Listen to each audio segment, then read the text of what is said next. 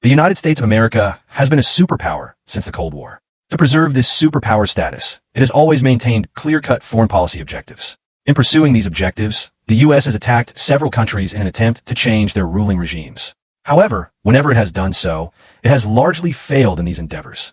The U.S. tried in Iraq, Afghanistan, Libya, and Vietnam, but almost every time it failed because it believed that by removing the existing ruling regime, it could install a pro-United States government. But that never truly happened. Now, with the U.S. joining Israel in attacking Iran, the goal appears similar: to change Iran's ruling regime and install a pro-U.S. government. In Vietnam, the U.S. aimed to stop the spread of communism during the Cold War.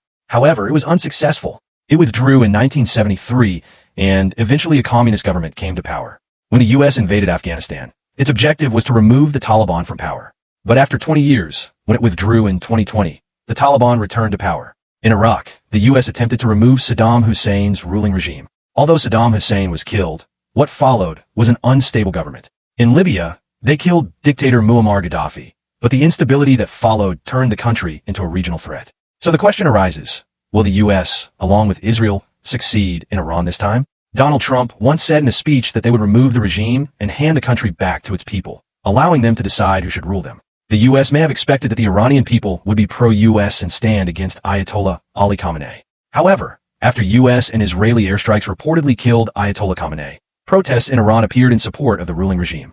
People mourned their leader's death, which suggests a possible miscalculation by the U.S., as the public still seems to support the current regime.